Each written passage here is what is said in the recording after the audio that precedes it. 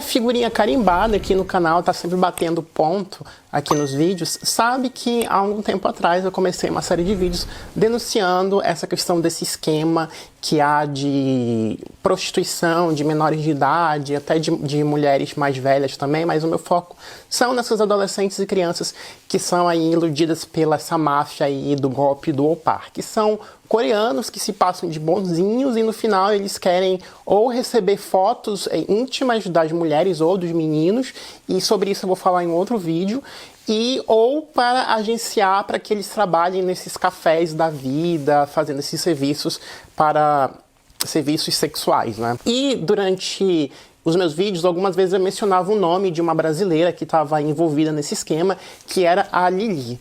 E a Lili, para minha surpresa, ela me procurou, assim como outras que já foram para a Coreia para trabalhar nesse esquema, ela me procurou para esclarecer alguns pontos. Primeiro, eu sempre colocava a Lili como uma das cafetinas no vídeo, dizendo que ela estava ali recrutando essas adolescentes nesse eixo norte e nordeste do Brasil para trabalhar lá na Coreia para esses cafetões.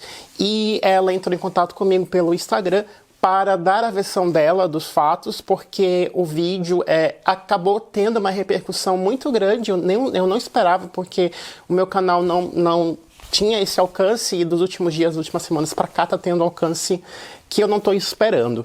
E um dos vídeos que mais teve visualizações aqui no meu canal foi esse vídeo, quando eu falo o início dessa treta, né, desse assunto.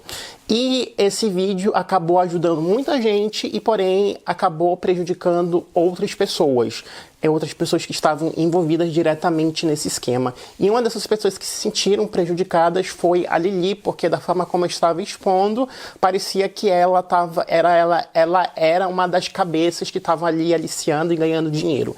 Então, nesse vídeo, eu vou ler o depoimento dela, que ela me mandou, porque ela pediu para que eu explicasse o lado dela. E, basicamente, o depoimento dela ela diz que eu não sou a criminosa, eu sou tão vítima quanto essas outras meninas. Então eu vou ler aqui para você a mensagem que ela me mandou. E ela também concordou que eu falasse esse nome dela, que é o nome de trabalho dela, que ela trabalhava na noite. E ela concordou que eu trouxesse aqui para vocês essa história para que você soubesse o lado dela e que a história não era bem assim. E agora a gente vai saber alguns detalhes do que aconteceu com ela nesse período em que ela trabalhou com esses serviços de prostituição lá na Coreia. Antes de começar a ler o depoimento dela, eu quero esclarecer que durante essa conversa que eu tive pelo meu Instagram com o perfil que ela criou, ela disse que ela foi uma das pessoas que foram prejudicadas por esse assunto, porque o vídeo teve uma repercussão tão grande que acabou caindo nas mãos de pessoas que a conheciam e que sabiam uma parte da história da vida dela, e ela acabou tendo que expor para a família dela esse lado da história que ela estava querendo esquecer, né? Eu falo querendo esquecer porque vocês vão entender quando eu começar a ler o depoimento dela. Então ela acabou sendo perseguida pelos próprios brasileiros que moram ali na Coreia, ficaram ameaçando ela, porque, como eu falei para vocês, em alguns vídeos eu dava detalhes específicos, então as pessoas que conheciam algumas pessoas que estavam ali na Coreia com esses detalhes específicos, acabaram meio que descobrindo.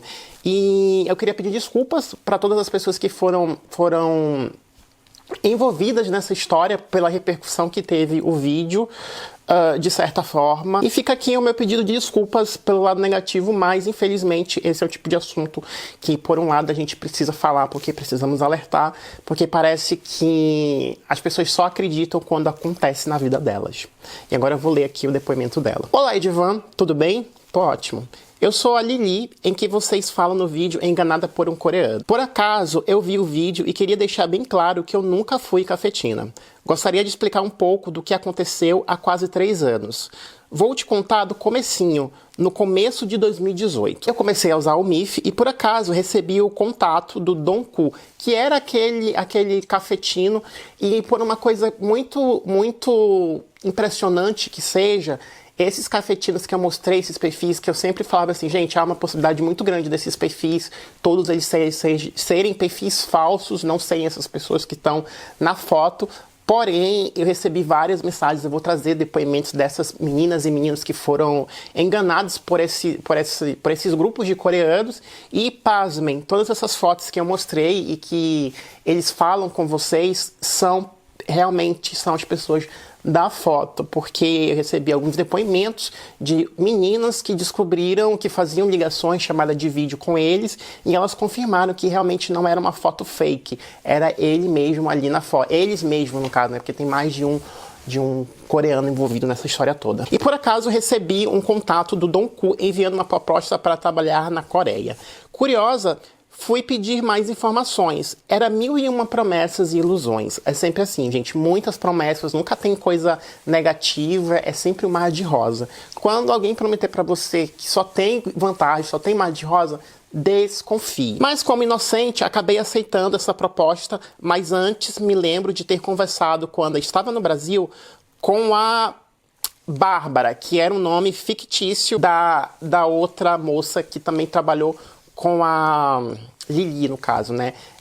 Todos os nomes que eu vou mencionar aqui não são nomes das meninas, são codinomes que elas usavam para trabalhar com esse tipo de serviço, né? E aqui ela fala qual é o nome verdadeiro, porém eu não vou falar o nome verdadeiro da pessoa, porque eu não lembro qual foi uma dessas pessoas que entrou em contato comigo, e ela estava realmente muito mal, ela tinha passado por várias situações em que eu entendi o lado dela e eu preferi não expor isso que aconteceu com ela, porque foi uma coisa muito pesada e ela estava passando por uma recuperação com o psicólogo, com o médico, ela me mostrou, a gente conversou e eu realmente entendi, eu falei, eu não preciso expor determinadas coisas, porque eu acho que o recado que eu tô passando já tá bem claro, né? Se você não quiser acreditar em mim, é um direito seu, mas saiba que isso acontece. É uma realidade nua e crua e às vezes difícil de digerir.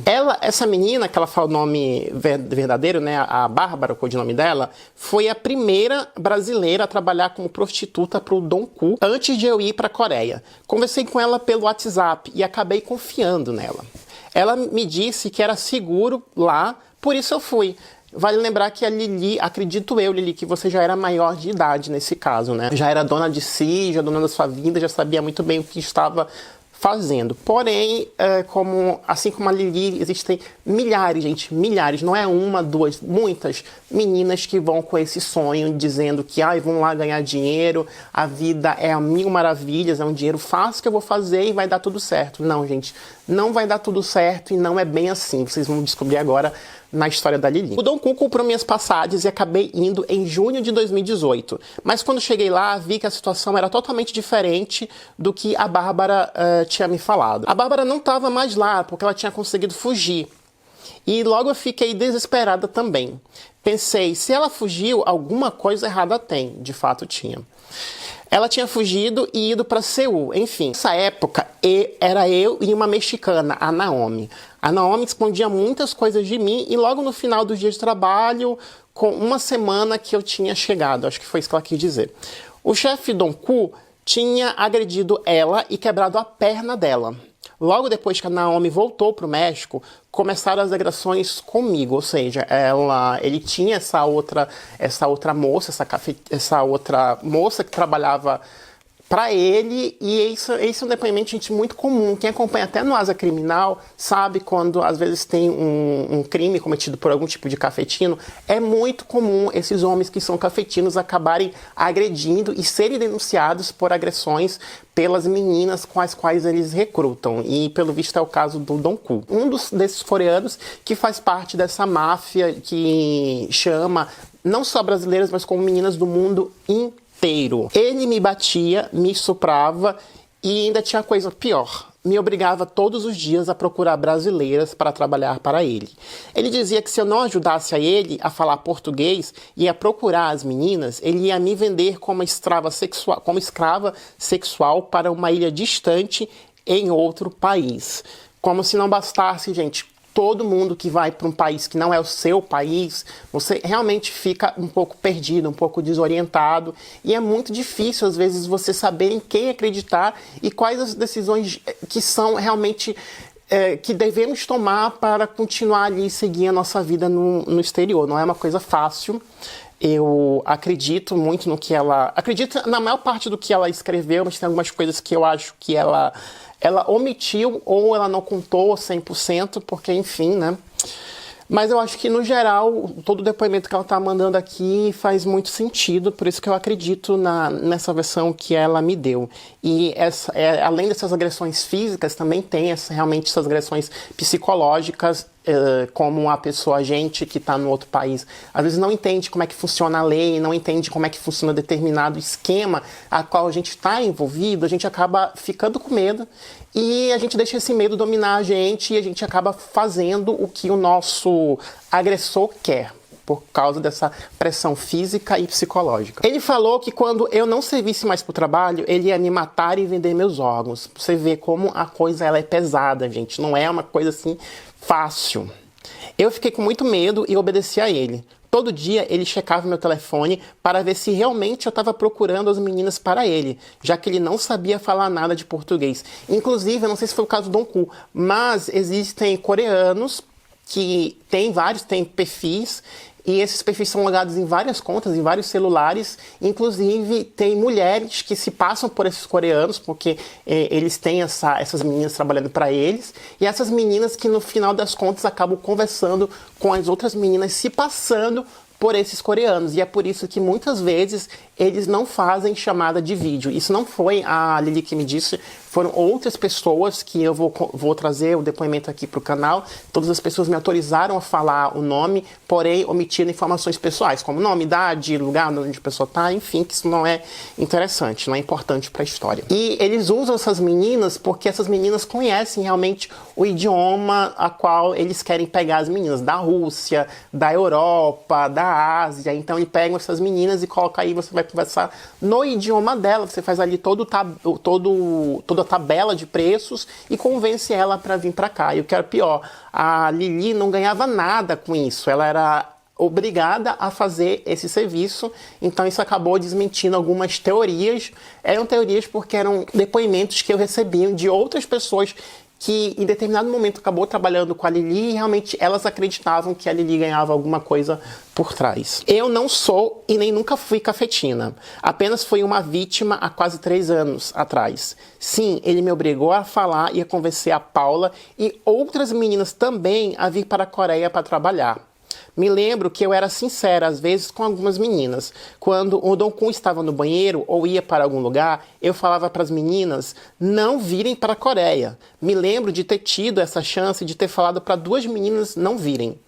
Fazia isso escondido dele, pois ele sempre usava o tradutor para saber se eu estava só falando coisas boas e mentiras para convencerem as meninas a virem trabalhar. Eu trabalhei na Coreia por um tempo e eu fui a 2ª brasileira a vir trabalhar para ele. A 3ª brasileira foi a Suzy, uma garota de Manaus, que é o codinome de uma outra moça. Vocês vão ver durante o depoimento dessas pessoas que estão envolvidas, elas sempre vão pegar pessoas desse eixo norte e nordeste, porque a minha impressão é de que passa essa ideia de serem mais vulneráveis a aceitar esse tipo de proposta, para virem para a Coreia ganhar um dinheiro que supostamente seria fácil e você consegue aí levar uma vida boa, mas você está vendo aqui no relato da Lili que a vida não é tão boa assim. Ela, a Suzy lá de Manaus, também foi vítima dele, mas conseguiu fugir. Logo que ela fugiu, eu também consegui fugir de lá. Só consegui fugir depois que peguei meu passaporte e também ajudei a Suzy a pegar o passaporte dela enquanto ele estava dormindo. Eu lembro dele espancando a Suzy algumas vezes na minha frente. O que eu quero deixar bem claro é que eu fui apenas uma vítima dele. Nunca fui cafetina dele, jamais. Meu erro foi ter aceitado trabalhar nesse trabalho sujo, que é o de prostituta, e sofro com esse peso nas minhas costas. Como uma pessoa cristã que sou hoje, reconheço de tudo errado que fiz.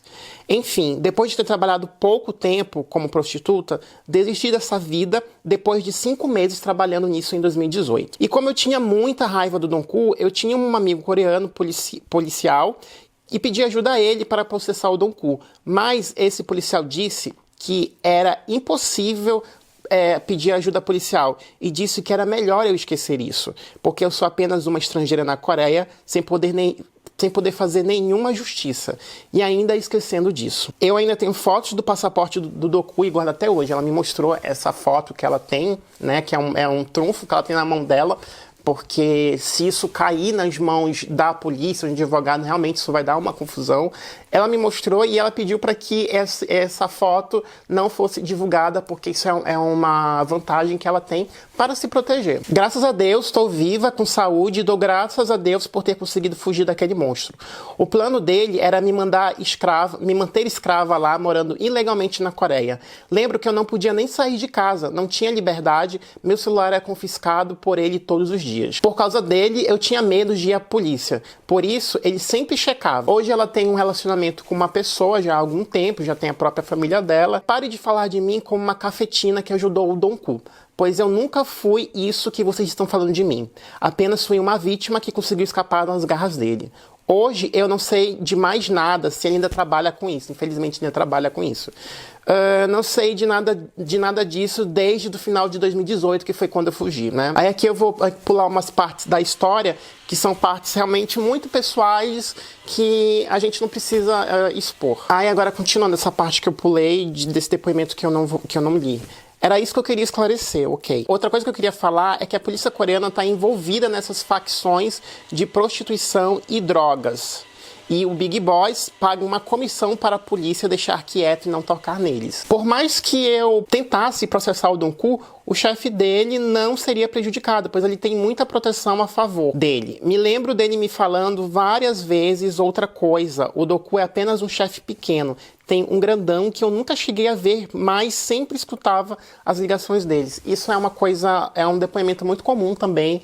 A gente que trabalha pesquisando sobre esse assunto dessa rota de prostituição na Ásia é uma coisa muito comum. Existem, por países, coisas muito maiores por trás desses rapazes bonitinhos que estão aí dando o rosto à tapa, que estão aí mostrando, tentando recrutar essas meninas. Infelizmente, esses rapazes, ou essas mulheres também, que participam desse esquema, dando o rosto à tapa, eles são apenas o início desse esquema, que é um esquema muito grande, que envolve polícia, envolve donos empresários, envolve grupos musicais, que também tem a ver com isso, envolve artistas, é um esquema muito grande. Eu sei que muita gente não vai acreditar comigo, principalmente quando eu falo de artistas, né? Artistas, entendam, né? Grupos de K-pop, que é o que mais está aí em evidência. E eu não preciso, sinceramente, provar aqui e ficar discutindo se realmente artistas estão envolvidos, porque basta você consultar aí na internet que você vai ver alguns casos de idols de K-pop que estão aí envolvidos com Porn and Revenge, que eles estão participando de grupos no Kakao, onde eles compartilham vídeos, que não é bem assim eles compartilharem vídeos, não é apenas isso, eu vou explicar também em outro vídeo. E eles também participam filmando as vítimas e comercializando esses vídeos. Então é um esquema muito grande que envolve pessoas gigantescas que a gente não conhece e que vão ficar aí escondidas. E eu sei que isso é um trabalho muito perigoso, que é isso que eu estou fazendo. E eu também sei que esses cafetinhos, esses meninos que estão aí no MIF, eles já ficaram sabendo dos meus vídeos, né? Eu já tenho provas de que eles ficaram sabendo dos meus vídeos. No início, eles estavam agindo com deboche, mas agora eles estão muito preocupados, porque agora, como os vídeos estão circulando e estão caindo também em outros países que falam agora espanhol, essa história parece que está aumentando, escalonando numa progressão muito grande. E quem, no final das contas, vai perder muito são esses meninos que estão aí na ponta desse esquema, porque, infelizmente, quem mantém esse esquema de pé, quem realmente coordena toda essa operação, não vai sofrer com isso. Vai sofrer são as pessoas que estão ali na ponta, que são esses garotos. Então eu queria realmente agradecer a todo mundo que está compartilhando esses vídeos, se empenhando para alertar, abrir os olhos, principalmente das crianças. Como eu já falei, parece que eu estou implicando com esse trabalho de prostituição. Não estou implicando com o trabalho de prostituição. Uma coisa que eu implico é envolver menores de idade, adolescentes nessa história toda. Se você, como eu sempre falo, é maior de idade, dono da sua vida, faça o que você quiser da sua vida, mas não minta e não alicie crianças e adolescentes para essa vida. Inclusive é uma coisa que é uma história assim tão complicada e tão grande que eu acho que a Polícia Federal no Brasil deveria estar a par e tomando algum tipo de atitude em relação a esses aplicativos, em relação a essa quadrilha que está aí aliciando menores e mulheres adultas também, né? Como vocês podem ver, elas saem do Brasil enganadas, achando que vão viver ali o melhor da vida, que vão se dar bem. Não é bem assim a história. Continuando o depoimento da Lili. Esse assunto de prostituição na Coreia é um assunto sério e muito profundo. Apesar de ser ilegal na Coreia, mas os chefes têm muita proteção da polícia coreana. Por isso o assunto é quase intocável. Eu quis colocar essa parte porque justamente para explicar para vocês o quão complicado é denunciar e trabalhar com esse assunto. Eu estou fazendo aqui minha parte, expondo o que eu posso expor. Tem muitas coisas que eu não posso expor, apesar de eu saber, mas não posso expor porque é muito complicado, principalmente quando a gente fala de empresas musicais, empresas de eventos que estão por trás disso. Então prefiro me resguardar em algumas coisas.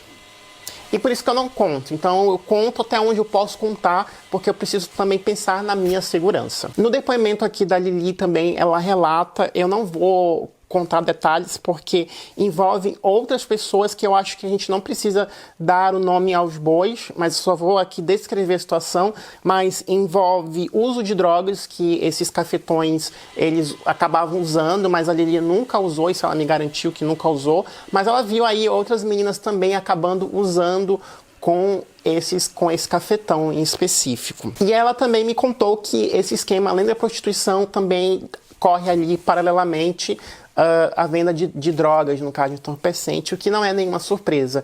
Quando eu trabalhava como repórter, como jornalista no Brasil, toda vez que a gente ia ler ou então cobrir alguma matéria relacionada à prostituição, parece que a prostituição sempre caminha do lado das drogas. Aí, infelizmente, eu não tenho como continuar aqui lendo o depoimento dela, porque são coisas assim muito complicadas de expor, e que eu teria muita dor de cabeça, principalmente quando a gente fala de grupo de músicas, porque tem muitas meninas que não são só adolescentes, tem muitas mulheres adultas também que defendem esses grupos, esses artistas, com unhas e dentes.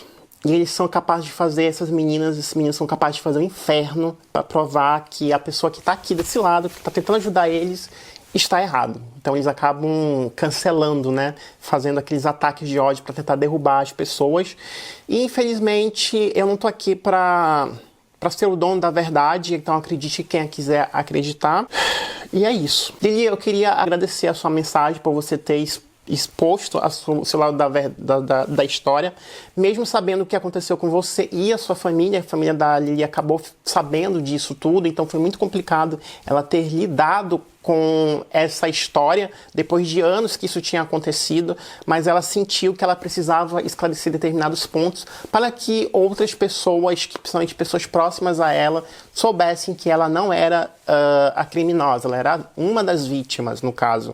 E ela relata que ela recebeu muitas mensagens nas redes sociais dela, inclusive ela teve que apagar, fugir das redes sociais, dar um tempo para poder se recuperar de tudo isso, porque ela já não estava aguentando receber tantas mensagens negativas das pessoas ameaçando ela. Então, mais uma vez, muito obrigado, Lili, pelo seu depoimento.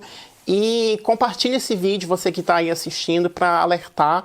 É uma coisa que eu vou trazer mais outras histórias, porque eu recebo histórias quase toda semana. Então eu vou tirar um tempinho, né, daqui da semana para fazer vídeos lendo essas histórias para dividir com vocês. Infelizmente as histórias elas são bem parecidas, para você ver que não é apenas uma pessoa, são várias pessoas que caem nesse mesmo golpe. E eu escolhi histórias que têm uma reviravolta que deixou assim minha boca no chão, de que eu não imaginava, gente. Aqui no meu canal a gente tem os casos criminais e agora vai ter esses casos do golpe do OPA, né? Então eu vou tentar fazer esses vídeos. E se você quiser mandar a sua história para cá, você sabe que o meu e-mail está aqui na descrição do vídeo, meu e-mail, minhas redes sociais. Se você quiser dividir alguma coisa com a gente, eu leio aqui para você. E fica aqui de alerta para todo mundo que acompanha aqui o canal, tá bom? Um beijo para você e eu vou nessa. Tchau, tchau.